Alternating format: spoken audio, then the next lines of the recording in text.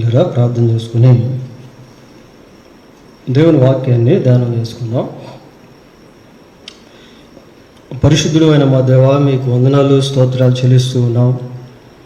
మీ ప్రేమ ఎంత కొలత మేము ఊహించలేము, గ్రహించలేము. అపారమైనటువంటి ప్రేమ, అపరిమితమైనటువంటి ప్రేమ మీరు కలిగి ఉన్నారు. అందుని బట్టి మీకు స్తోత్రాలు చెల్లిస్తూ ఉన్నాం ప్రభా. తిరిగి రాత్రికాల సమయంలో మరొక పర్యాయము ఆయన మరి యొక్క ఫాదర్స్ డే సంబంధించినటువంటి సందేశాన్ని మిగిలిన భాగాన్ని మేము ధ్యానం చేసుకుంటూ ఉండగా మీరే కనికరించి సహాయం చేయమని వేడుకుంటూ మా ప్రభు అయిన యేసుక్రీస్తు పరిశుద్ధమైన నామములో ప్రార్థన చేస్తున్నాము తండ్రి, ఆమేన్.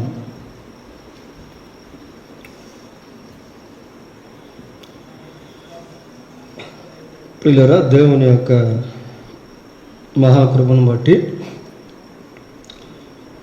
ఈరోజు ఫాదర్స్ డే అనేటువంటి సెలబ్రేషన్ ప్రపంచవ్యాప్తంగా దాదాపు 70 దేశాల్లో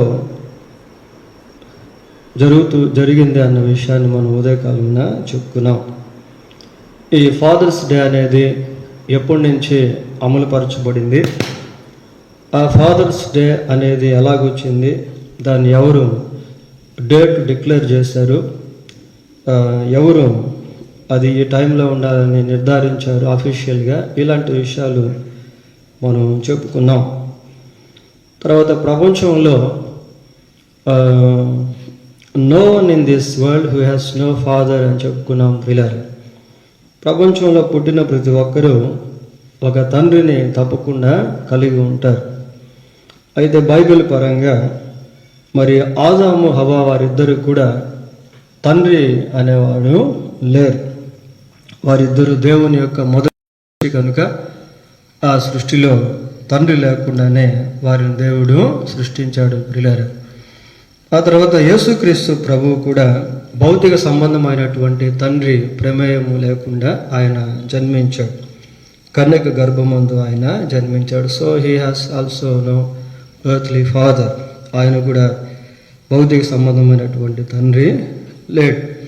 ఇకపోతే కయీన్ నుంచి నేటి ఈరోజు వరకు ఉన్నటువంటి ప్రజలందరూ కూడా తండ్రి అనబడేటువంటి వారు, తండ్రులు అనబడేటువంటి వారు ఉన్నారు అని మనం చెప్పుకున్నాం.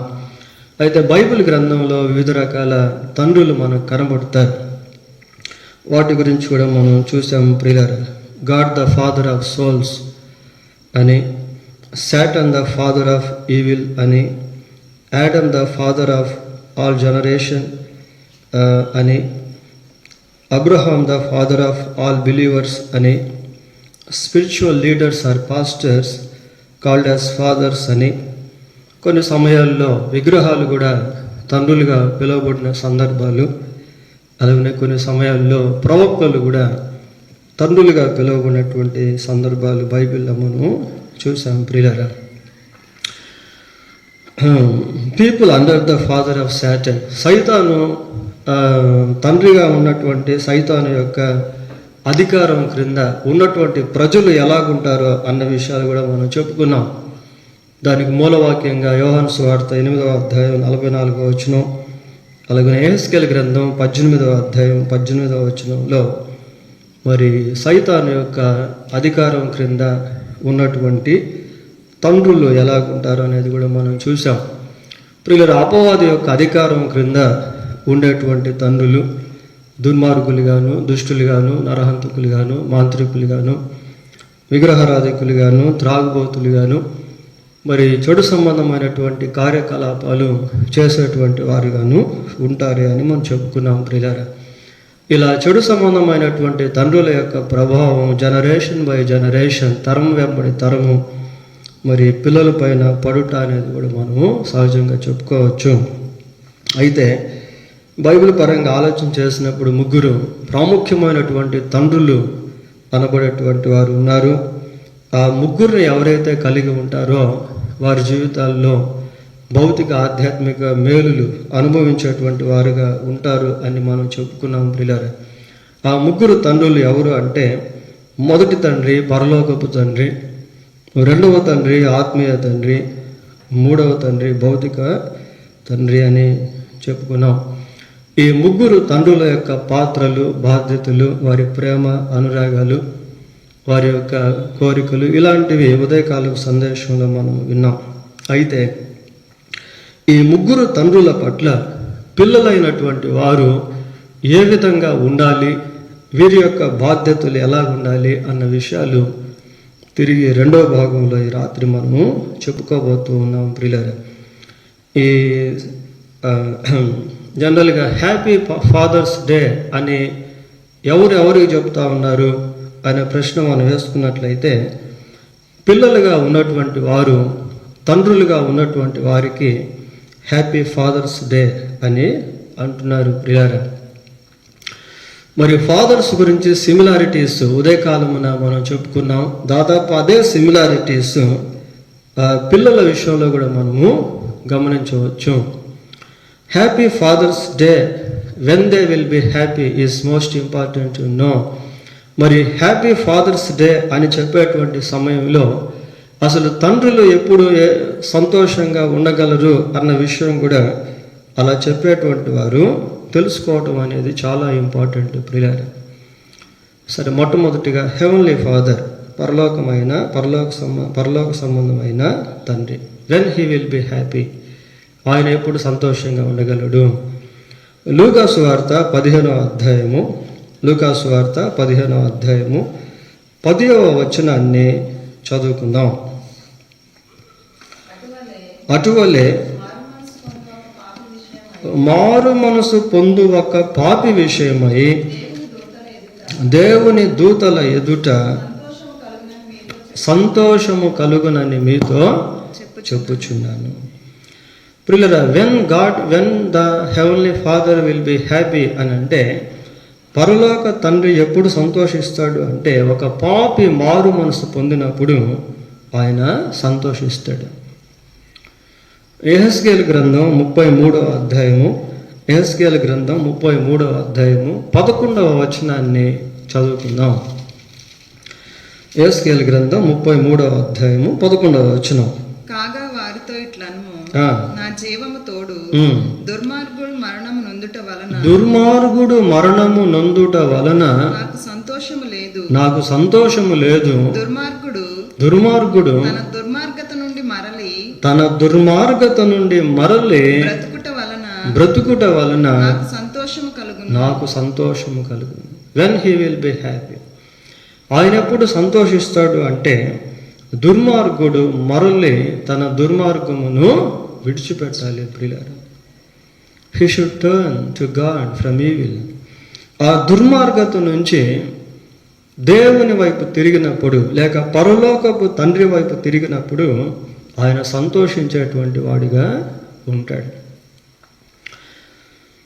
అందరూ అంతటా మారు మనసు పొందాలని దేవుడు ఆజ్ఞాపిస్తూ ఉన్నాడు. కనుక మనిషి మారు మనసు పొందినప్పుడు దేవుడు సంతోషించేటువంటి వాడిగా ఉంటాడు. పరలోకపు తండ్రి సంతోషించేటువంటి వాడిగా ఉంటాడు ప్రియులారా. తర్వాత మళ్ళీ ఆయన ఎప్పుడు సంతోషించేటువంటి వాడిగా ఉండగలడు అంటే, చూడండి, లూకాసు వార్త 15వ అధ్యాయము, 19వ వచనాన్ని చదువుకుందాం. ఇక మీదట నీ కుమారుడనని అనిపించుకొనుటకు యోగ్యుడను కాను, నన్ను నీ కూలి వారిలో ఒకనిగా పెట్టుకొనుమని అతనితో చెప్పుదును అనుకొని లేచి తండ్రి యొద్దకు వచ్చెను. Coming back from far to the father, దూరం నుండి తండ్రి దగ్గరికి తిరిగి వచ్చినప్పుడు తండ్రి సంతోషించేటువంటి వాడిగా ఉంటాడు ప్రియులారా. ఆ సంతోషం గురించి ఆ కింద వచనాలు మనం చూస్తాం.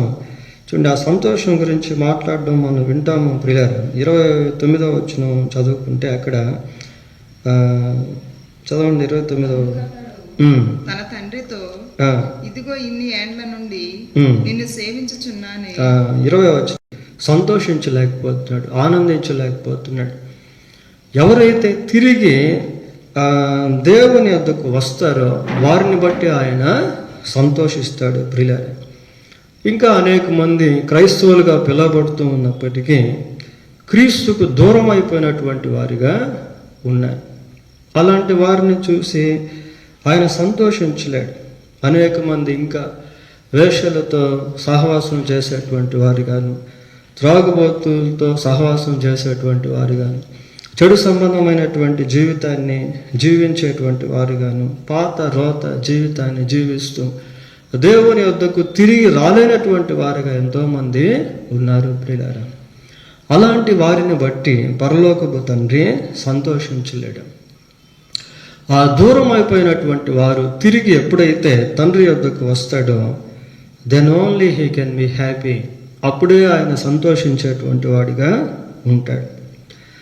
తర్వాత సమూయేలు మొదటి గ్రంథం 15వ అధ్యాయము, సమూయేలు మొదటి గ్రంథం 15వ అధ్యాయము 22వ వచనాన్ని చదువుకుందాం ప్రియులారా. అందుకు సమూయేలు తాను సెలవిచ్చిన ఆజ్ఞను ఒకడు గైకొనుట వలన యెహోవా సంతోషించినట్లు ఒకడు దహన బలులను అర్పించుట వలన ఆయన సంతోషించున. ప్రియులారా, దేవుడు ఎప్పుడు సంతోషిస్తాడు అంటే ఆయన ఆజ్ఞలను గైకొనినప్పుడు ఆయన సంతోషిస్తాడు. ఆజ్ఞలు గైకొనకుండా దశమ భాగాలు ఇచ్చిన, ఆజ్ఞలు గైకొనకుండా బలులు అర్పించిన, ఆజ్ఞలు గైకొనకుండా ఏది చేసినప్పటికీ గాడ్ కెనాట్ బి హ్యాపీ. దేవుడు సంతోషించలేడు. ఏమంటున్నాడు సమూయేలు? చదవండి ఇంకోసారి. అందుకు సమూయేలు తాను సెలవిచ్చిన ఆజ్ఞను ఒకడు గైకొనుట వలన దీంట్లో మనం నేర్చుకోవాల్సింది ఏంటి అంటే to follow the commandments of God. దేవుని యొక్క ఆజ్ఞలను గైకొనడం. దేవుని యొక్క ఆజ్ఞలను ఎప్పుడైతే గైకొనేటువంటి వారంగా ఉంటామో అప్పుడు దేవుడు సంతోషించేటువంటి వాడిగా ఉంటాడు ప్రియులారా. అప్పుడు దేవుడు ఆనందించేటువంటి వాడిగా ఉంటాడు. సామెతల గ్రంథం 21వ అధ్యాయం, సామెతల గ్రంథం 21వ అధ్యాయము 3వ వచనాన్ని చదువుకుందాం. నీతి న్యాయములను అనుసరించి నడుచుకొనుట బలులు అర్పించుట కంటే యెహోవాకు ఇష్టం. అసలు ఆయనకి ఇష్టం ఏంటి? ఆయనకి సంతోషం ఏంటి? ఆయనకు ఆనందం ఏంటి అంటే నీతి న్యాయములను అనుసరించి నడుచుకోవడం. ప్రియులారా, నీతిని న్యాయమును అనుసరించి నడుచుకుంటూ ఉన్నప్పుడు దేవుడు సంతోషించేటువంటి వాడిగా ఉంటాడు. పరలోకపు తండ్రి సంతోషించేటువంటి వాడిగా ఉంటాడు. ఉదయకాలం మనం చూసాం, మరి తండ్రిగా దేవుడు ఎలాంటి బాధ్యత బిడ్డల పట్ల కలిగి ఉన్నాడో అన్న విషయాలు ఉదయకాలం మనము చూసాం ప్రియులారా. అయితే పిల్లలు ఆ పరలోకపు తండ్రి పట్ల ఎలాగుండాలి అన్న విషయాలు ఈ రాత్రి మనం ధ్యానం చేస్తా ఉన్నాం. ఒక తండ్రిగా ఆయన్ని మనం స్తుతించేటువంటి వారంగా ఉండాలి. దినవృత్తాంతములు మొదటి గ్రంథం 29వ అధ్యాయము 10వ వచనాన్ని చదువుకుందాం. రాజైన దావీదు కూడాను బహుగా సంతోషపడి సమాజము పూర్ణంగా ఉండగా యెహోవాకు ఇట్లు స్తోత్రములు చెల్లించెను. మాకు తండ్రిగానున్న ఇశ్రాయేలీల దేవా. చాలా. David is pricing God, remembering that he is there father. ప్రియులారా, మరి దేవుడు తండ్రిగా దావీదు జ్ఞాపకం చేసుకుంటూ ఆయన్ని స్తుతిస్తూ ఉన్నాడండి. Praising he. తండ్రిగా, పరలోకపు తండ్రిని పిల్లలుగా ఉన్నటువంటి వాళ్ళు ఏం చేయాలంటే స్తుతించాలి. అది ఇంపార్టెంట్. కొలస్సీలకు రాసిన పత్రిక 1వ అధ్యాయము, ఆ స్తుతిలో జ్ఞాపకం చేసుకునేటువంటి విషయాలు కూడా ప్రాముఖ్యముగా ఉన్నాయి ప్రియులారా. కొలస్సీలకు రాసిన పత్రిక 1వ అధ్యాయము 12వ వచనంలో తేజోవాసులు అనే దగ్గర నుంచి చదవండి. తేజోవాసులైన పరిశుద్ధుల స్వాస్థ్యములో పాలివార మగుటకు మనలను పాత్రులనుగా చేసిన తండ్రికి మీరు కృతజ్ఞతాస్తుతులు చెల్లింపవాలని. మీరు కృతజ్ఞతాస్తుతులు చెల్లింపు. Why we should praise God. దేవుణ్ణి మనం ఎందుకు స్తుతించాలి, తండ్రిని మనం ఎందుకు స్తుతించాలి అంటే తేజోవాసులైన పరిశుద్ధుల స్వాస్థ్యములో పాలివారం అగునట్లుగా మనల్ని పాత్రులుగా చేశాడు. Actually we are not worthy to be a part in the holy congregation. ప్రియులరా, వాస్తవంగా పరిశుద్ధుల సహవాసంలో మనం ఉండుటకు యోగ్యులం కాము. కానీ తండ్రి ఏం చేశాడు అంటే ఉండుటకు పాత్రులుగా చేశాడు. తేజోవాసుల స్వాస్థ్యం, పరిశుద్ధుల స్వాస్థ్యం, ఇవన్నీ జ్ఞాపకం చేసుకుంటూ తండ్రిని మనము ఆరాధించాలి. It is our role to worship him, to adore him. ఆయన్ని పూజించుట, ఆయన ఆరాధించుట అనేది మనము చేయాలి ప్రియులారా. అప్పుడే దేవుడు చాలా సంతోషిస్తాడు.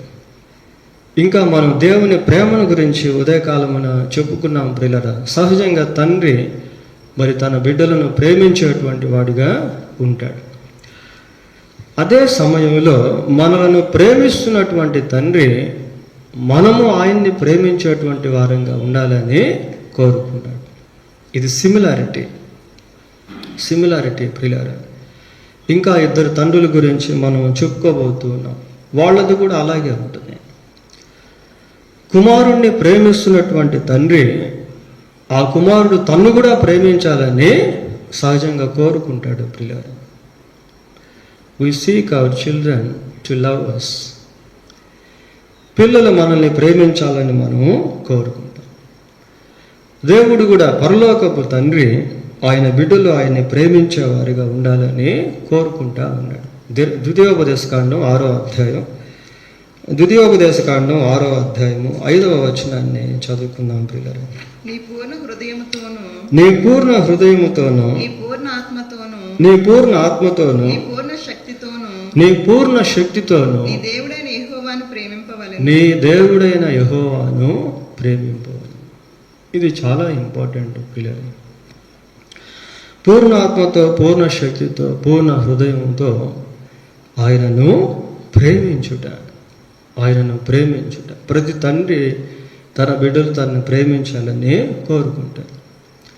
అలాగే పరలోకపు తండ్రి కూడా ఆయన బిడ్డలుగా ఉన్నటువంటి వారు ఆయన్ని ప్రేమించేటువంటి వారిగా ఉండాలని కోరుకుంటా ఉన్నాడు పిల్లలు. ఇవన్నీ మనం నేర్చుకోవాలి. దేవుణ్ణి పరలోకపు తండ్రిని ఏ విధంగా సంతోషపెట్టాలి అనేది మనకు అర్థమైతే ఆ విధానంలో మనం జీవించేదానికి అవకాశం ఉంటుంది ప్రియులారా. తరువాత ఆయన పట్ల మనం ఎలాగ ఉండాలి అంటే to be grateful to him. ఆయన పట్ల కృతజ్ఞత కలిగి ఉండాలి. కేవలం కృతజ్ఞతాస్తుతులు చెల్లించడం అనేదే కాదు, కృతజ్ఞత కలిగి ఉండాలి. కృతజ్ఞత కలిగి ఉండడం అంటే ఏంటి? చూడండి, లూకాసు వార్త 8వ అధ్యాయం 2వ వచనం చదువుకుందాం. 12 మంది శిష్యులను, అపవిత్రాత్మలను, వ్యాధులను పోగొట్టబడిన కొందరు స్త్రీలను, అనగా 7 దయ్యములు వదిలిపోయిన మగ్దలేనే అనబడిన మరియయు. ఇక్కడ మగ్దలేన మరియను గురించి మనం చూస్తాం ప్రియులారా. ఈ మగ్దలేన మరియ 7 దయ్యముల చేత బాధించబడుతున్నటువంటి దినాల్లో యేసుక్రీస్తు ప్రభు ద్వారా ఆమె విడిపించబడి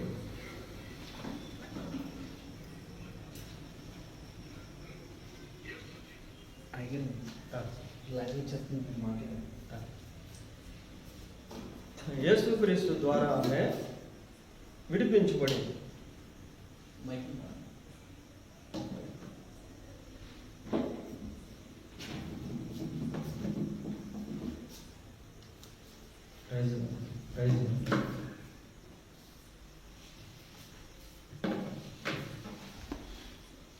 మగ్దలేని మరియ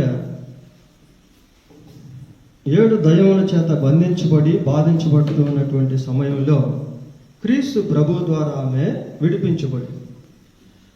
విడిపించబడిన పిమ్మట మళ్ళీ ఎప్పుడు కూడా ఆమె ప్రభువును వదిలిపెట్టలేదు. అదే కృతజ్ఞత. To be grateful to God. పరలోక సంబంధమైనటువంటి తండ్రికి కృతజ్ఞత కలిగి జీవించడం అనేది అది ఒక భాగము ప్రియ.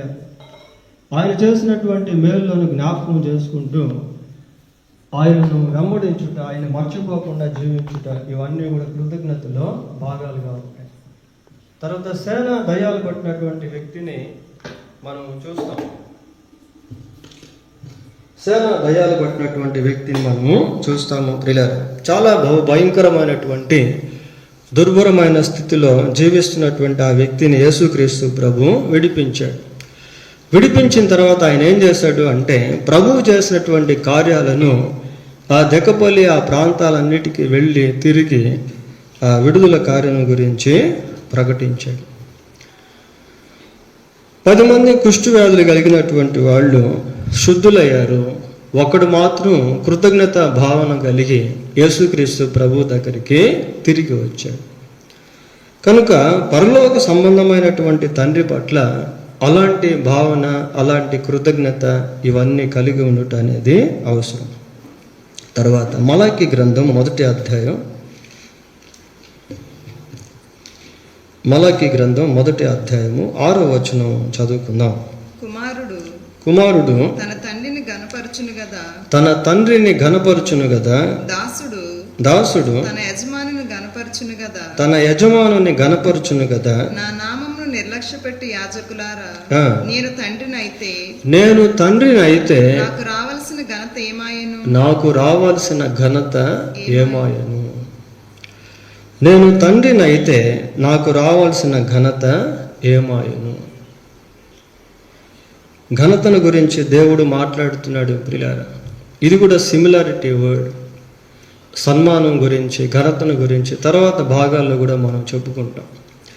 ఇక్కడ తండ్రి అయినటువంటి దేవుడు ఆయన బిడ్డలుగా ఉన్నటువంటి వారు ఆయన్ని ఘనపరిచేటువంటి వారుగా ఉండాలని దేవుడు కోరుకుంటా ఉన్నాడు. ఆయన ఘనపరచుట అనేది చాలా ఇంపార్టెంట్. అప్పుడు ఆయన చాలా సంతోషిస్తాడు ప్రియులారా. మత్తయి సువార్త 5వ అధ్యాయము 16వ వచనం చదువుకుందాం. మనుషులు మీ సత్క్రియలను చూచి పరలోకమందున్న మీ తండ్రిని మహిమపరచునట్లు, పరలోకమందున్న మీ తండ్రిని మహిమపరచునట్లు, మీ తండ్రిని మహిమపరచునట్లు. ఏ తండ్రి అయినా కూడా తన బిడ్డల ద్వారా ఘనంగా ఉండాలని కోరుకుంటాడు ప్రియులారా. కొద్దిమంది దేవునికి విరోధంగా జీవించటం వల్ల వారిని బట్టి దేవుని యొక్క నామము దూషించబడుతూ ఉంటుంది. అప్పుడు దేవుడు చాలా దుఃఖపడతాడు, బాధపడతాడు. ఆయన సంతోషపెట్టేవారుగా ఉండాలి అంటే మనుషుల మధ్య ఆయన నామం మహింపరచబడే విధంగా ఉండాలి అంటే సత్క్రియలు చేయమని ఇక్కడ యేసు ప్రభు చెప్తా. మనుషులు మీ సత్క్రియలను చూచి పరలోకమందున్న మీ తండ్రిని మహిమపరచునట్లు వారి ఎదుట మీ వెలుగును ప్రకాశింపనీయుడి. ఇలా అనేక విషయాలు మరి పరలోకపు తండ్రి పట్ల విశ్వాసులైనటువంటి బిడ్డలు ఎలా జీవించాలనేటువంటివి బైబిల్లో రాయబడి ఉన్నాయి ప్రియులారా. కొన్ని మాత్రమే మనం చెప్పుకున్నాం. ఎప్పుడైతే మనం అలా చేసేవారంగా ఉంటామో then we will be happy. In the same time we can make him happy. మనము సంతోషంగా ఉండగలుగుతాం, మరి తండ్రిని కూడా సంతోషపెట్టేటువంటి వారంగా ఉండగలుగుతాం ప్రియులారా. హ్యాపీ ఫాదర్స్ డే అనేది జ్ఞాపకం చేసుకున్నప్పుడు పిల్లలు సహజంగా తండ్రి సంతోషంగా ఉండాలని ఎలాగైతే కోరుకుంటారో అలాగే పరలోకపు తండ్రి కూడా సంతోషంగా ఉండాలి అంటే ఎలాంటి పనులు చేయాలో అనే విషయాలు కొన్ని మనము ధ్యానం చేసాం. పోతే రెండవదిగా టువర్డ్స్ స్పిరిచువల్ ఫాదర్స్. ప్రియులారా, ఆత్మీయ తండ్రుల పట్ల మరి పిల్లలు ఎలాగా ఉండాలి? ఇది కేవలం విశ్వాసులకు సంబంధించినటువంటి విషయం. ఎందుకు అంటే సహజంగా మారు మనసు పొందినటువంటి విశ్వాసులను దేవుడు ఏదో ఒక సంఘంలో ఉంచుతాడు, ఏదో ఒక సంఘ కాపరి క్రింద వాళ్ళని ఉంచుతాడు. ఉదయకాలంలో మనం చెప్పుకున్నాం ఏంటి అంటే, ఒక కాపరి గొర్రెల విషయంలో 3 ప్రాముఖ్యమైనటువంటి కోరికలు కలిగి ఉంటాడు ప్రియ, ఉద్దేశాలు కలిగి ఉంటాడు. మొట్టమొదటి కోరిక ఏంటి అంటే గొర్రెలు మందగా ఉండాలని ఆశిస్తాడు. అందుకే గొర్రెలు అటు ఇటు చెదిరిపోతూ ఉంటే వాటిని మళ్ళీ తోలుకొని వచ్చి మందలోకి చేరుస్తూ ఉంటాడు. రెండవదిగా కాపరి యొక్క ఉద్దేశం గొర్రెల పట్ల ఎలాంటిది అంటే వాటికి బలమైన మేత పెట్టాలని ఆశపడతాడు. మూడవదిగా తన మంద ఎప్పుడు కాపుదల అనుభవించేటువంటిదిగా ఉండాలని కోరుకుంటాడు. ఈ మూడు చాలా ప్రాముఖ్యమైనటువంటి విషయాలు ప్రియులారా. అయితే ఈ మూడు జరగాలి అంటే ఆ గొర్రెలు సహకరిస్తే తప్ప అవి జరగవు. మొట్టమొదటిది ఏంటి అంటే యూనిటీ ప్రియులారా, ఐక్యతను గురించి మనం చెప్పుకున్నాం. ఈ ఐక్యత చాలా ప్రాముఖ్యమైనటువంటిది. దీని గురించి అపోస్తుడైన పౌలు ఫిలిప్పీలకు రాసిన పత్రిక 2వ అధ్యాయము 2వ వచనంలో ఒక విషయాన్ని జ్ఞాపకం చేశాడు. చూడండి, ఫిలిప్పీ పత్రిక 2వ అధ్యాయం 2వ వచనం. మీరు ఏక మనస్కులగునట్లుగా ఏక మనస్సులగునట్లుగా ఏక ప్రేమ కలిగి ఏక భావము గలవారిగా ఉండి ఒక్కదాని అందే మనస్సు నుంచుచు నా సంతోషమును సంపూర్ణము చేయుడి. తన సంతోషం గురించి మాట్లాడుతున్నాడు ప్రియులారా. ఒక కాపరి ఎప్పుడు సంఘం విషయంలో సంతోషించగలడు అని అంటే సంఘంలో ఉన్నటువంటి వాళ్ళు ఏక మనస్కులుగా ఉండాలి, ఏక ప్రేమ కలిగి ఉండాలి, ఏక భావము కలిగి ఉండాలి. ఇలా ఎప్పుడైతే ఆ ఏకత్వం అనేది సంఘంలో ఉంటుందో దానిని బట్టి సంఘ కాపరి సంతోషిస్తాడు. దానిని బట్టి సంఘ కాపరి సంతోషిస్తాడు ప్రియులారా. ఈ ఏకత్వంలోనే ఒకరినొకరు క్షమించుకోవటం, ఒకరినొకరు ప్రేమించుకోవటం, ఒకరి కొరకు ఒకరు ప్రార్థన చేసుకోవటం, ఒకరినొకరు ఆదరించుకోవటం, ఒకరినొకరు ఘనపరుచుకోవటం, ఒకరికొకరు బుద్ధి చెప్పుకోవటం, ఇవన్నీ కూడా ఇమిడి ఉన్నాయి. మనుషులు 100 మంది మనుషులు అయినప్పటికీ మనసులు మాత్రం ఒకటేగా ఉండడం ప్రియులారా. ఈ ఏకత్వం అనేది చాలా ఇంపార్టెంట్. ఆదిమ సంఘం గురించి మనం ఆలోచన చేసినప్పుడు సంఘం చాలా కొద్ది సమయంలోనే బహుగా వ్యాప్తి చెందింది. సంఖ్య బహుగా వ్యాప్తి చెందినటువంటి ఆ దినాల్లో ఆ ఆదిమ సంఘంలోనే అలజడి అనేది వచ్చింది, అనైక్యత అనేది వచ్చింది ప్రియులారా. చూడండి, అపోస్తుల కార్యములు 6వ అధ్యాయము, అపోస్తుల కార్యములు 6వ అధ్యాయము 1వ వచనం చదువుకుందాం. ఆ దినములలో శిష్యుల సంఖ్య విస్తరించుచున్నప్పుడు అనుదిన పరిచర్యలో తమలోని విధవరాండ్రను చిన్న చూపు చూచిరని హెబ్రీల మీద గ్రీకు భాష మాట్లాడు యూదులు సణుగసాగిరి. హెబ్రీయుల మీద గ్రీకు భాష మాట్లాడు యూదులు హెలోనియన్స్ అంటారు వీళ్ళని ప్రియులారా. గ్రీకు భాష మాట్లాడేటువంటి యూదులు హెబ్రీయుల మీద వీళ్ళంతా సంఘంలో ఉన్నారు. అప్పటికే సంఘంలో ఉన్నప్పటికీ అక్కడ ఒక విధమైనటువంటి అనైక్యత అనేది చోటు చేసుకుంది. ప్రియుల సహజంగా మరి సంఘాల్లో ఈ అనైక్యత వచ్చేదానికి రకరకాల కారణాలు అనేటువంటివి ఉంటాయి. మెయిన్ ఏంటంటే డిఫరెన్సెస్ అన్నమాట, భేదాభిప్రాయాలు. కొన్ని సంఘాల్లో క్యాస్ట్ సిస్టమ్ అనేటువంటిది ఇంకా ఉంది. ఒక కులానికి సంబంధించినటువంటి వాళ్ళు ఇంకొక కులానికి సంబంధించిన వారిని తక్కువ చూపు చూస్తారు. కొన్ని సంఘాల్లో పేదరికం, ఐశ్వర్యంగా ధనవంతులుగా ఉన్నటువంటి వాళ్ళు పేదవాళ్ళుగా ఉన్నటువంటి వారిని చిన్న చూపు చూస్తారు. కొన్ని సంఘాల్లో ఉన్నాయి ఇలాంటివి.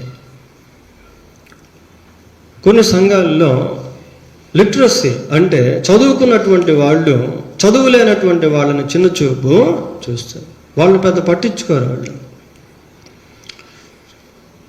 కొన్ని సంఘాల్లో ప్రాంతీయ భేదాలు, వీళ్ళు ఫలానా మా ప్రాంతానికి సంబంధించిన వాళ్ళు. ప్రియులారా, ఇలాంటి అరమరికలు, ఇలాంటి విభేదాలు సంఘంలో పనిచేస్తూ ఉంటాయి. దాన్ని బట్టి అక్కడ ఏమవుతుంది అంటే అనైక్యత అనేది వస్తుంది. కొన్ని సంఘాల్లో అథారిటీస్, అధికారాలు, వాళ్ళకి అధికారం అప్పగిస్తేనే మందిరానికి వస్తారు. అధికారం లేకపోతే వాళ్ళు రారు ప్రియులారా. ఆ విధంగా గ్రూపిజాలు అనేటువంటివి ఏర్పడతాయి. కనుక సంఘంలో ఇలాంటివన్నీ ఒక కాపరి చూసినప్పుడు he will face lot of troubles. కొలస్సీ పత్రిక 3వ అధ్యాయము, కొలస్సీ పత్రిక 3వ అధ్యాయము 11వ వచనం ఒకసారి చదవండి. ఇట్టి వారిలో గ్రీసు దేశస్థుడని యూదుడని గ్రీసు దేశస్థులు అంటే అన్యులు, యూదులు అంటే హెబ్రీయులు ప్రియులారా. గ్రీసు దేశస్థుడని యూదుడని భేదం లేదు. సున్నతి పొందుట అని సున్నతి పొందకపోవుట అని భేదం లేదంటా ఉన్నాడు. పరదేశి అని సితియనుడని దాసుడని స్వతంత్రుడని లేదు గాని క్రీస్తే సర్వమును అందరిలో ఉన్నవాడునై ఉన్నాడు. ప్రియులారా చూడండి, అసలు ఈ వాక్యాలు నిజంగా బైబిల్లో ఉన్నాయా అనిపిస్తూ ఉంటుంది తీక్షణంగా చదివితే, చూస్తే. ఇంత గొప్ప దేవుని వాక్యం మనకి ఆయన ఇచ్చినప్పటికీ సంఘాల్లో భేదాలు ఉండుట అనేది చాలా దుఃఖకరమైన విషయాలు ప్రియులారా. కనుక unity is most important Christian fellowship. క్రైస్తవ సంఘంలో ఈ ఐక్యత అనేది చాలా ఇంపార్టెంట్. ఐక్యత అనేది లేకపోతే అక్కడ విభేదాలు అనేవి వచ్చేస్తాయి. విభేదాలు ఎక్కడైతే వచ్చేస్తాయో అక్కడ సంఘం చీలిపోయేటువంటి విధంగా ఉంటుంది. They can't grow in the Lord with oneness of mind. ఒకే ఏక మనస్సుతో వాళ్ళు దేవుణ్ణిలో ఎదగలేనటువంటి వారిగా మిగిలిపోతూ ఉంటారు. పిల్లలు స్కాటర్ అయిపోతారు. తర్వాత ఫీడింగ్. ఎప్పుడు సంఘ కాపరి సంఘానికి బలమైన ఆహారాన్ని అందించాలని ప్రయత్నం చేస్తాడు. ఆహారం అనేది లేకపోతే సంఘం క్షీణించిపోతుంది. సంఘానికి ఆహారం దేవుని యొక్క వాక్యం. ఉదయకాలం మనం చూసాం, కాపరికి 2 బాధ్యతలు అనేవి ఉంటాయి. ఉపదేశించుట అనేది కూడా కాపరిలో ఒక భాగముగా ఉన్నట్టు మనం చూస్తాము ప్రియులారా. Feeding is most important to grow in the lord. దేవునిలో ఎదుగుటకు ఈ మేపుట అనేది చాలా అవసరం. హెబ్రీలకు రాసిన పత్రిక 5వ అధ్యాయం, హెబ్రీలకు రాసిన పత్రిక 5వ అధ్యాయము 12వ వచనం చదువుకుందాము. కాలమును బట్టి చూస్తే మీరు బోధకులుగా ఉండవలసిన వారై ఉండగా దేవోక్తులలో మొదటి మూలపాఠములను ఒకడు మీకు మరలా బోధింపవలసి వచ్చింది. కాలాన్ని బట్టి చూస్తే అంటే అర్థం ఏంటి? వాళ్ళు ఎంతో కాలం నుంచి వాక్యాన్ని వింటున్నారు అని అర్థం. వాళ్ళకి ఎంతో కాలం నుంచి వాక్యం బోధించబడుతుంది అని అర్థము ప్రియులారా. మరి కాలాన్ని బట్టి చూస్తే మీరేమై ఉండాలి? బోధకులుగా ఉండాలి. కానీ మీరు ఎలాగున్నారు? ఏమంటున్నాడు? దేవోక్తులలో మొదటి మూల పాఠములను ఒకడు మీకు మరలా బోధింపవలసి వచ్చింది. మీరు పాలు త్రాగవలసిన వారే కానీ బలమైన ఆహారము తినగలవారు కారు. మరియు పాలు త్రాగు ప్రతివాడును శిశువే గనుక నీతి వాక్య విషయములో అనుభవం లేనివాడై ఉన్నాడు. ఏం లేనివాడై ఉన్నాడట? అనుభవం లేదు ప్రియులారా. వాక్యం దేనికి అంటే అనుభవించేదానికి, ఊరికే చెప్పుకునేదానికి, చదువుకునేదానికి కాదు. పాలు తాగు ప్రతి వాడును శిశువే గనుక నీతి వాక్య విషయములో అనుభవం లేనివాడై ఉన్నాడు. వయస్సు వచ్చిన వారు అభ్యాసము చేత మేలు కీడులను వివేచించుటకు సాధకము చేయబడిన జ్ఞానేంద్రియములు కలిగి ఉన్నారు కనుక బలమైన ఆహారము వారికే తగును. పాలు అనే ఆహారమును గురించి, బలము అనే ఆహారమును గురించి మాట్లాడుతూ ఉన్నాడు ప్రియులారా. చాలామంది ఎంతో కాలం నుంచి వాక్యం వింటూ ఉన్నప్పటికీ ఆ వాక్యానికి విలువ కట్టరు, ఆ వాక్యాన్ని నేర్చుకోరు, ఆ వాక్యాన్ని గ్రహించరు, ఆ వాక్యాన్ని అనుసరించరు ప్రియులారా. కొద్దిమందికి వాక్యం అంటే లెక్కే ఉండదు వాక్యం అంటే. అరే దేవుడు నాతో మాట్లాడుతున్నాడా అనే ఆ సెన్స్ కూడా కొద్దిమందికి ఉండదు ప్రియులారా. దేవుని వాక్యాన్ని ఎంతో ఘనహీనమైనటువంటిదిగా చూస్తూ ఉంటారు. We must train to earn the word of God. దేవుని వాక్యాన్ని పొందుకునేదానికి కష్టపడాలి. యేసు ప్రభు అన్నాడు కదా, అక్షయమైన ఆహారం కొరకు కష్టపడండి అన్నాడు. ఈ వాక్యాన్ని తీసుకోవాలి ప్రియులారా. సేవకులు అంటున్నారు అక్కడక్కడ, రాబోయే రోజుల్లో వాక్యం కరువైపోబోతుంది, బైబిల్ని కంఠపాఠం చేయండి అంటున్నారు. ఈ మధ్య అంటున్నారు ప్రియులారా. చాలా వరకు ప్రింటింగ్ అంతా ఆగిపోతూ ఉంది. ఇప్పుడంతా మీడియా. ఇప్పుడు కొద్దిమంది దగ్గర బైబిల్స్ ఉండటం వల్ల అంతా ఫోన్లే బైబిల్. ఫోన్లో బైబిల్ ఉండడం మంచిదే, కానీ చేతిలో బైబిల్ ఉండడం అంతకంటే మంచిది ప్రియులారా. ఫోన్లో మనం టిక్ చేసుకోలేం కదా. ఇప్పుడు ఏమైందంటే శాటనిక్ స్కీమ్ ఒకటి, ఇంగ్లీష్లో NIV బైబిల్ అనేది అచ్చు బైబిల్ కరెక్ట్, ఫోన్లో ఉండే బైబిల్లో కొన్ని తారుమారు చేశారు. ఉన్నాయి అట్లాంటివి కూడా. అచ్చు బైబిల్ కరెక్ట్, ఎందుకంటే దాన్ని తారుమారు చేయలేదు. ఫోన్లో ఏముంది, కొంచెం అక్కడక్కడ ఏదైనా తీసినా ఏదైనా కలిపినా we can't find out unless we know about the word of God properly. దేవుని వాక్యం సరిగా మనకు తెలిస్తే తప్ప మనం అలాంటి ఎర్రర్స్ కనుక్కోలేము. పిల్లలు, చాలామందికి దేవుని వాక్యం అంటే ఎంతో లెక్కలేనటువంటి తనం. అందుకే వాళ్ళ జీవితాలు చాలా బలహీనంగా ఉంటాయి. వాక్యం ఎవరి జీవితంలో అయితే ఉండదో వారు బలహీనులుగా జీవిస్తూ ఉంటారు ప్రియులారా. వాక్యం ఎవరికైతే ఉండదో వారు శిశువులుగానే ఉంటారు. శిశువులు అంటే వాళ్ళకి తెలియదు ఏందనేది. ఎంతో కాలం నుంచి వాక్యం వింటూ ఉన్నప్పటికీ ఏమీ తెలియనటువంటి వాళ్ళుగా ఉంటారు. ఏదైనా అడిగితే చెప్పలేరు.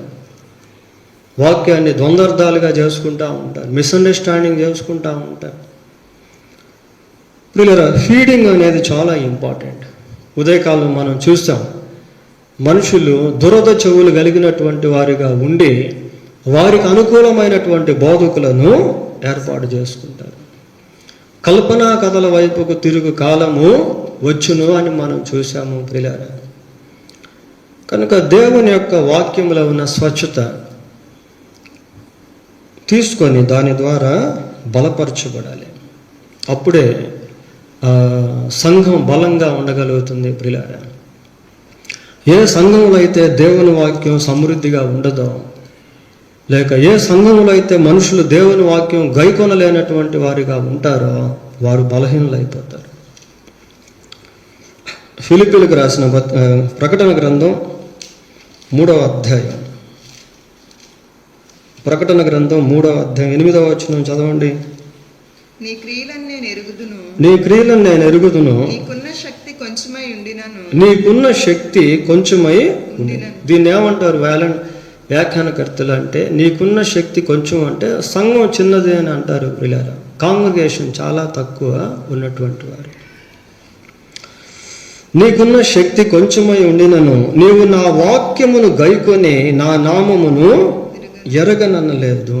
వాక్యాన్ని గైకొన్నారు. ఈ ఫిలదెల్ఫియాలో ఉన్న సంఘంలో తప్పు అనేది మనకు కనబడదు ప్రియులారా. తప్పు ఒకటి మోపుచున్నాను అని యేసుక్రీస్తు ప్రభు ఎఫెసీ సంఘంలో అంటాడు, తుయతైరా సంఘంలో అంటాడు, సార్దీస్ సంఘంలో అంటాడు. స్ముర్ణ సంఘంలో, ఈ ఫిలదెల్ఫియా సంఘంలో మాత్రం అది అనడు. ఏమంటున్నాడు? నీకున్న శక్తి కొంచెమై ఉండినను నీవు నా వాక్యమును గైకొని నా నామమును ఎరగనలేదు. They confess, they acknowledged the name of God among the people. మనుషుల మధ్య దేవుని యొక్క నామమును వాళ్ళు ఒప్పుకున్నారు ప్రియులారా. స్కాలర్షిప్ల కోసమో, డబ్బు కోసమో, దానికోసం, ఉద్యోగాల కోసమో, దీనికోసమో మేము క్రైస్తవులు కాదు అని చెప్పుకునేటువంటి వారిగా వాళ్ళు లేరు.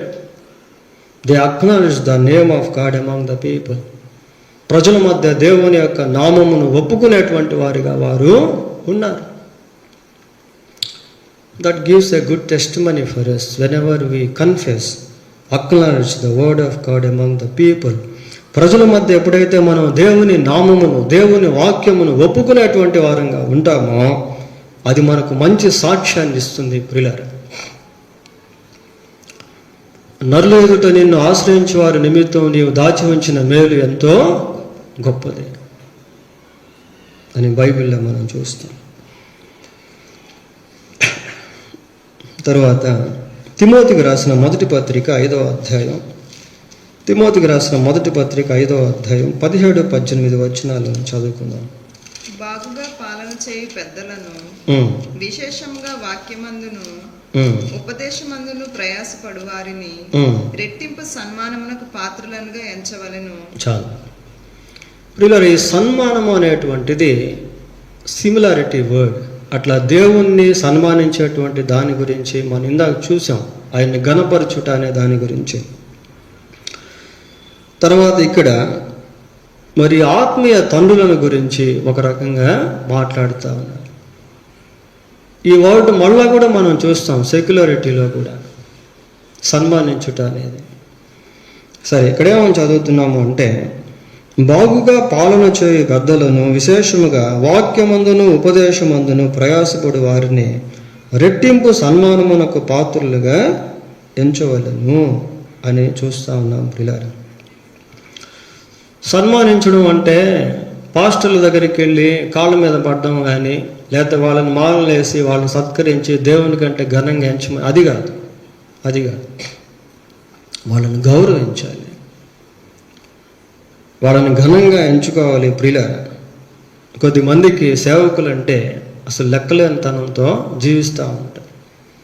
వాళ్ళ మీద కామెంట్లు చేస్తారు, వాళ్ళ గురించి అపహాస్యంగా మాట్లాడుకుంటారు, వాళ్ళని అవమానించేటువంటి వారిగా ఉంటారు, వారి మీద దుర్భాషలు మాట్లాడేటువంటి వారిగా ఉంటారు, వాళ్ళని తక్కువ చూసేటువంటి వారిగా ఉంటారు ప్రియులారా. అలాగా సంఘంలో విశ్వాసులు ఉండుట అనేది చాలా ఘోరమైనటువంటి విషయం. కొన్ని సంఘాల్లో ఉన్నాయి ఇట్లాంటివన్నీ కూడా. అక్కడ సేవకులు అంటే లెక్కలేనటువంటి తనంలో విశ్వాసులు చూస్తూ ఉంటారు ప్రియులారా. నేను ఒకసారి మద్రాసులో ఒక సంఘానికి వెళ్తే అక్కడ నేను వినింది ఏంటి అంటే, విశ్వాసులు ఏది చెప్తే అది పాస్టరు చేయాలి. విశ్వాసులు ఎన్ని పాటలు పాడాలంటే అదే పాడమని చెప్పాలి. విశ్వాసులు ఏ వాక్యం చెప్పమంటే అదే వాక్యం ఆయన చెప్పాలి. ఈ వాక్యం చెప్పొద్దంటే చెప్పకూడదు. మళ్ళా కొద్దిమంది అలాగా కీలు బొమ్మలాగా చేసి సేవకుల్ని వాళ్ళ చేతుల్లో పెట్టుకుంటారు ప్రియులారా. That is not correct. The servants of God should follow the commandments of God. దేవుని సేవకులు దేవుని యొక్క మాటలు అనుసరించాలి ప్రియులారా. ప్రజలు చెప్పినట్టుగా, ప్రజలు అలా చేస్తారు కొన్ని సంఘాల్లో. మేము జీతం ఇస్తున్నాం, మేము చెప్పినట్టు మీరు వినాలి. Under estimation.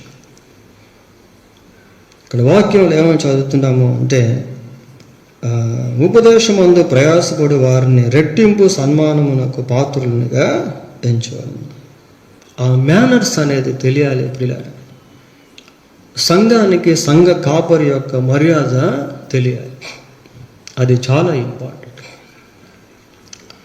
వాళ్ళని ఘనపరిచినప్పుడు దేవుణ్ణి ఘనపరిచినట్టుగా అవుతారు.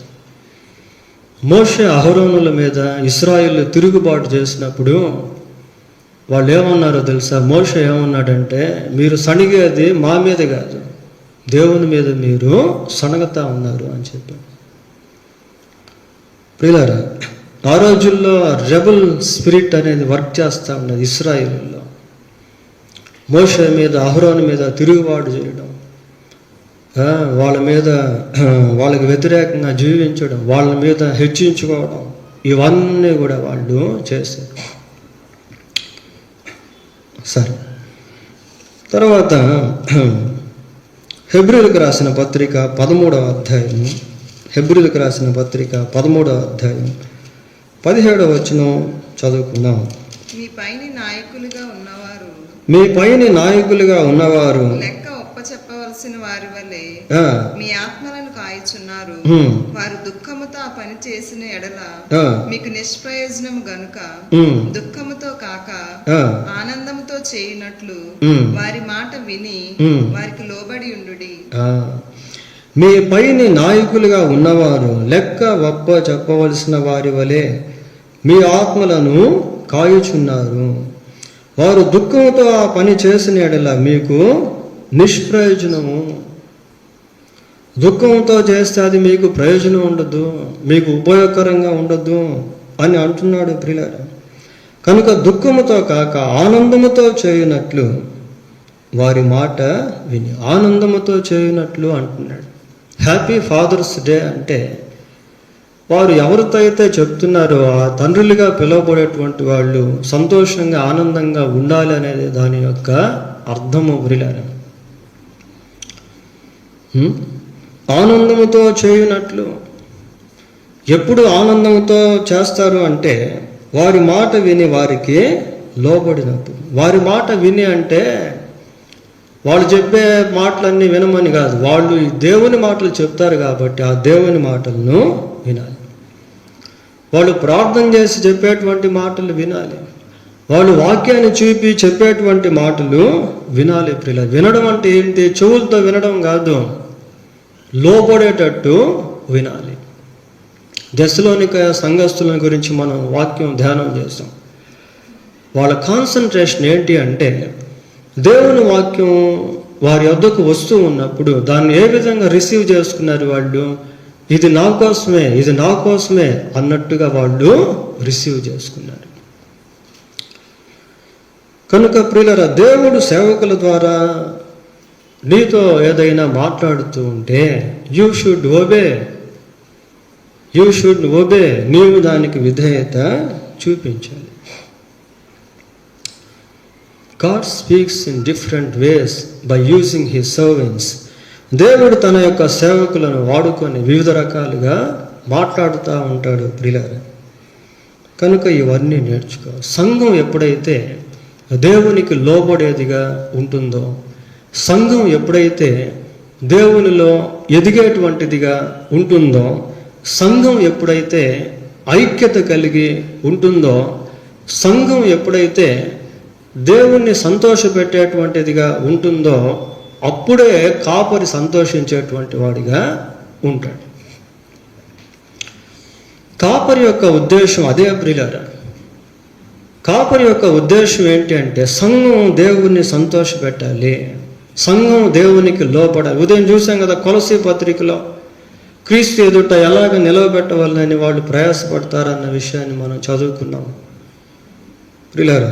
ఎప్పుడైతే సంఘం అలాగ ఉంటుందో దాన్ని బట్టి కాపరి అతిశయించేటువంటి వాడిగా ఉంటాడు. ఆ సంఘం గురించి ఘనంగా చెప్పుకునేటువంటి వాడిగా ఉంటాడు. సంఘస్థులకి ఘనత వస్తే అది కాపరికి వచ్చినట్టే. సంఘానికి చెడ్డ పేరు వస్తే ఆ చెడ్డ పేరు కాపరికి కూడా వచ్చినట్టుగా ఉంటుంది ప్రియులారా. Because of our testimony we corrupt pastor's testimony. మన సాక్ష్యాన్ని బట్టి కాపరి యొక్క సాక్ష్యం కొన్నిసార్లు చెడిపోతూ ఉంటుంది. దశలోనికి రాసిన 2వ పత్రిక 1వ అధ్యాయము, దశలోనికి రాసిన 2వ పత్రిక 1వ అధ్యాయం 3-4 వచనాలు చదువుకుందాం. సహోదరులారా, మేము ఎల్లప్పుడూ మిమ్మల్ని గూర్చి దేవునికి కృతజ్ఞతాస్తుతులు చెల్లించుటకు బద్ధులమై ఉన్నాము. ఇది యుక్తమే. ఏలయనగా మీ విశ్వాసము బహుగా అభివృద్ధి పొందుచున్నది. ఏమంటున్నాడు? మీ విశ్వాసము బహుగా అభివృద్ధి పొందుతా ఉంది. ఎంత సంతోషించుంటాడో పౌలు. మీ విశ్వాసము బహుగా అభివృద్ధి పొందుచున్నది, మీ అందరిలో ప్రతి వాడును ఎదుటి వాని ఎడల చూపు ప్రేమ విస్తరించుచున్నది. ఒకరి పట్ల ఒకరు ప్రేమ చూపించుకుంటా ఉన్నారు. ఆ ప్రేమ స్ప్రెడ్ అవుతా ఉంది ప్రియులారా, విస్తరించబడుతూ ఉంది.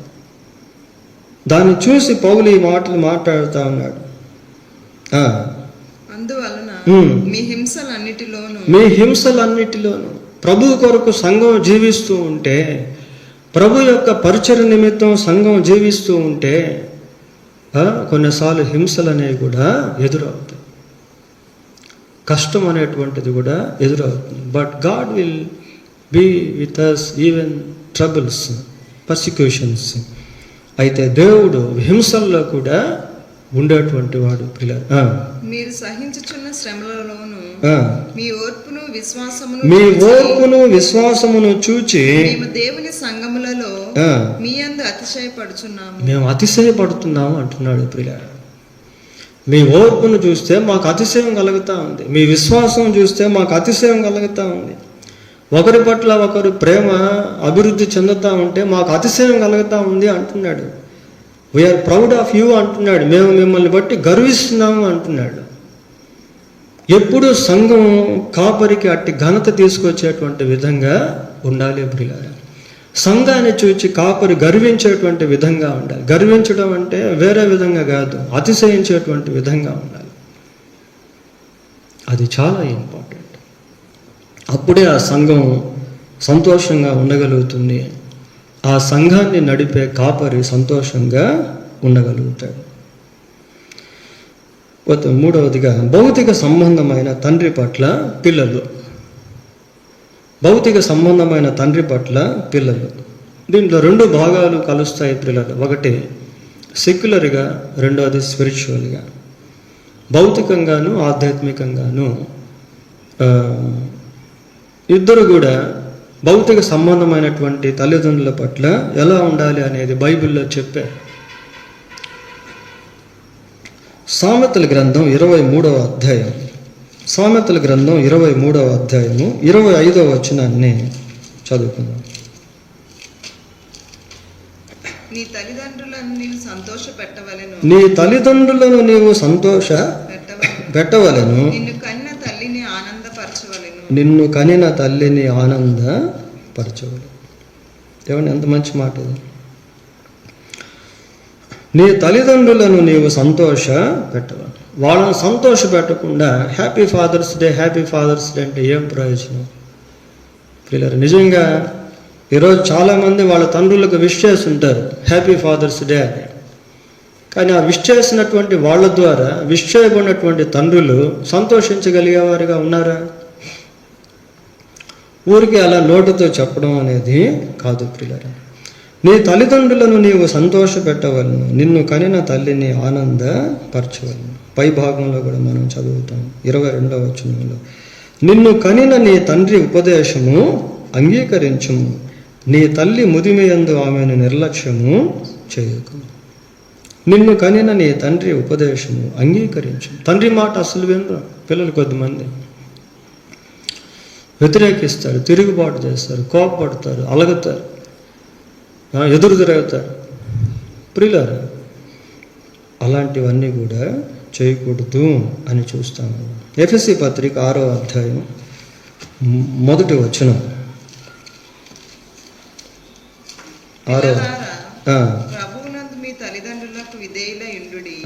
ప్రభువునందు మీ తల్లిదండ్రులకు విధేయులై ఉండుడి, ఇది ధర్మం. చూడండి ఎంత మంచి మాట.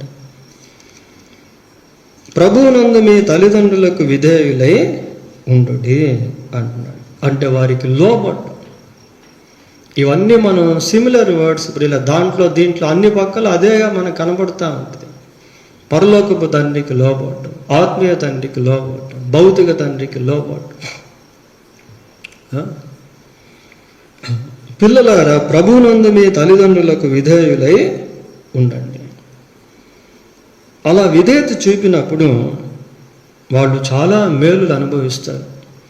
తల్లిదండ్రులు ఎప్పుడు కూడా పిల్లలను క్రమశిక్షణ పెట్టాలని వాళ్ళని మేలు కోరేటువంటి వారిగా ఉంటారు పిల్లలు. కనుక వాళ్ళకు విధేయత చూపించినప్పుడు వాళ్ళు మేలు పొందేటువంటి వాళ్ళుగా ఉంటారు. 2వ వచనం, నీకు మేలు కలుగునట్లు నీ తండ్రిని తల్లిని సన్మానింపుము, అప్పుడు నీవు భూమి మీద దీర్ఘాయుష్వంతుడవు అగుదువు. ఇది వాగ్దానముతో కూడిన ఆజ్ఞలలో మొదటిది అంటున్నాడు. 10 కమాండ్మెంట్స్, 10 ఆజ్ఞల్లో ఇది మొదటిది అంటున్నాడు ప్రియులారా. 10 ఆజ్ఞల్లో ఇక్కడి నుంచి మొదటి ఆజ్ఞ అనేది మిగతా ఆజ్ఞలు దేవునికి సంబంధించినవిగా ఉంటాయి. ముందు ఉన్నటువంటి ఆజ్ఞలు. సరే, నీకు మేలు కలుగునట్లు నీ తండ్రిని తల్లిని సన్మానించము. ఈ సన్మానం అనేది కూడా సిమిలర్ వర్డ్. దేవుణ్ణి ఘనపరచడం అనేది చూస్తాం. ఇందాక సేవకుల గురించి మనం ఇప్పుడు తల్లిదండ్రుల గురించి చూస్తాం. తండ్రిని సన్మానించడం ప్రియులారా. సన్మానించడం అంటే ఏదో ఊరికే షాల్వా కప్పి మాలేసి అనేది కాదు. వాళ్ళకు మంచి పేరు తీసుకొని రావాలి, వాళ్ళని గౌరవించాలి. సాల్వాతో సన్మానించగానే అదే సన్మానం అనుకోవడం కాదు. వాళ్ళ యొక్క పేరు మంచి పేరు వాళ్ళకి తీసుకుని రావాలి. ఇందాక మనం చూసాం, ఏమని చూసాం, మనుషులు మీ సత్క్రియలను చూచి పరలోకమందున్న మీ తండ్రిని మహిమపరిచినట్లు మీ వెలుగు వారి ఎదుట ప్రకాశింపనీయుడి. అట్లా మనుషుల్లో తండ్రులుగా ఉన్నటువంటి వారికి మంచి పేరును తీసుకుని రావటం ప్రియులారా. బైబిల్ గ్రంథంలో తండ్రిగా పిలువబడే ఒక తండ్రి ఉన్నాడు. పిన తండ్రి, ఆయన ఎస్తేరుకు ఉంటాడు. ఈ పిన తండ్రి ఏది చెప్తే అది ఎస్తేరు చేసేది ప్రియులారా. ఈ పిన తండ్రి ఏది చెప్తే అది చేసేది. చివరికి ఏమైపోయిందంటే ఆ పిన తండ్రి చెప్పినటువంటి మాట ఎస్తేరు విని లాస్ట్కి అక్కడ రాణిగా ఆమె మార్చబడింది. విధేయతలో ఎంత ఘనత అనేటువంటిది ఉంటుందో చూడండి. అయితే పిన తండ్రిగా పిలువబడే మొర్దెకై ఎస్తేరుకి ఆధ్యాత్మిక తండ్రి కోణంలో చెప్పేవాడు ప్రియులారా. కనుక ఒబీడియన్స్లో గొప్ప మేళ్ళు అనేటువంటివి ఉన్నాయి. కనుక ఈ ముగ్గురు తండ్రులను గురించి, వారి పట్ల పిల్లలుగా ఉండాల్సినటువంటి వారు ఏ విధంగా జీవించాలనేటువంటి దాని గురించి ఈ రాత్రి వాక్యంలో మనము చూసాం. దేవుడు తన వాక్యాన్ని దీవించుగాక. ప్రార్థన చేసుకుందాం. ప్రార్థన. పరిశుద్ధుడు అయిన మా దేవా, మీకు వందనాలు స్తోత్రాలు చెల్లిస్తూ ఉన్నాం నాయన. ఈ ఫాదర్స్ డే సందర్భంగా నాయన కొద్దిమంది తండ్రులను గురించి మేము ఆలోచన చేసి వారిలో ముఖ్యమైన ముగ్గురు తండ్రులను గురించి జ్ఞాపకం చేసుకున్నాం. పరలోకపు తండ్రిని గురించి, ఆత్మీయ తండ్రిని గురించి, భౌతిక తండ్రిని గురించి. ప్రభా, మా జీవితాల్లో మీరు ఏ విధాల్లో ఎటువంటివి ఎవరిని ఏర్పాటు చేశారో వారి విషయంలో మీకు ఇష్టలుగా జీవించుటకు కృప దయచేయండి. దయగలిగిన మా ప్రభువా, మిమ్మును మాత్రమే ఘనపరిచేవారముగా, మహింపరిచేవారముగా, హెచ్చించేవారముగా, మీ మాటకు విధేయత చూపించేవారముగా ఉండుటకు సహాయం చేయండి. సంఘంలో కూడా ప్రభువా, మరి విశ్వాసులుగా ఆయన ఎటువంటి బాధ్యత ఎవరెవరి పట్ల ఎవరెవరు ఏ విధాలుగా కలిగి ఉండాలో, ప్రేమ ఐక్యత కలిగి ఉండాలో వాటిని మేము నేర్చుకొనగలుగుటకు సహాయం చేయమని వేడుకుంటూ ఉన్నాం. ప్రభా, మీరు మాకు అనుగ్రహించినటువంటి భౌతిక సంబంధమైనటువంటి తల్లిదండ్రుల విషయంలో కూడా ప్రభా, మా వంతు పని మేము చేయవలసినవి చేయుటకు కృప దయచేయమని వేడుకుంటూ ఉన్నాం. మీరే కనికరించి సహాయము చేయమని ఘనత, మహిమ, ప్రభావం మీకు ఆరోపిస్తూ చెప్పబడిన ఈ సందేశంలో మీ మాటలకు మాత్రమే ముద్ర వేసి నీరు కట్టి ఫలింపు దయచేయమని వేడుకుంటూ మా రక్షకుడైన యేసుక్రీస్తు మహిమగల నామంలో ప్రార్థన చేస్తున్నాము తండ్రి. ఆమేన్.